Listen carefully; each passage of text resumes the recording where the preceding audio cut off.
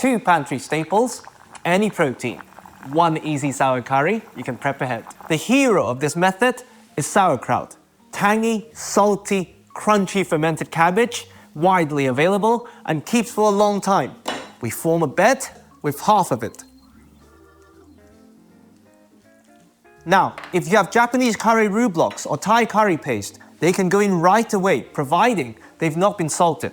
If you're using curry powder like me, it needs fat to unlock all those beautiful flavors. So we hold our horses. We form a layer with our protein. Today we're using pork belly, but you can use anything with a decent amount of fat content. And we're aiming for ballpark 1-to-1 ratio in terms of weight. I usually prefer a bit more kraut, which would give us about 1.5% of salt of the weight of the pork belly. So there's no need to even use salt for this recipe. Now we simply bury the belly.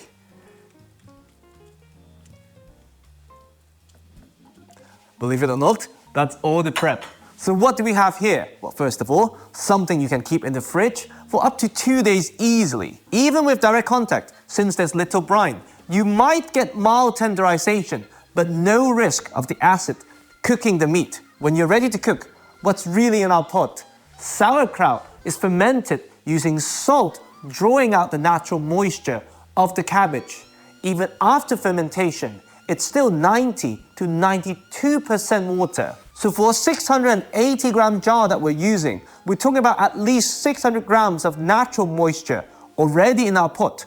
What about the pork belly? Well, depending on the fat content, but it usually works out to about 50% fat and 50% moisture. So in total, we already have 850 grams of water, 250 grams of fat in our pot. This is ready to go.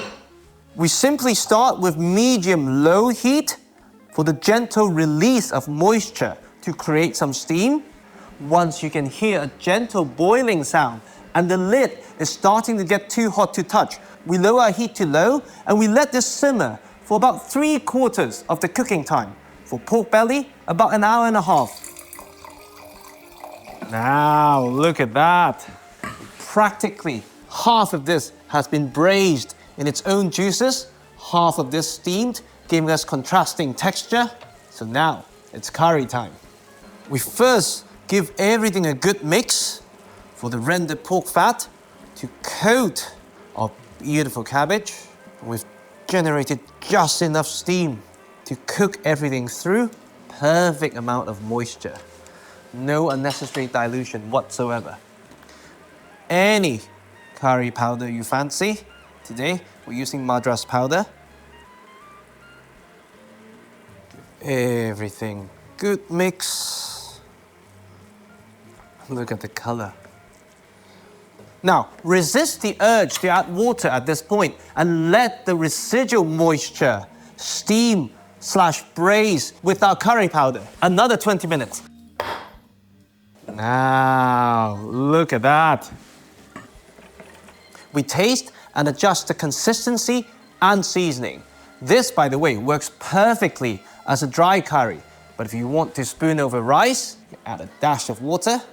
Do it bit by bit so you don't overly dilute the beautiful flavors we just built.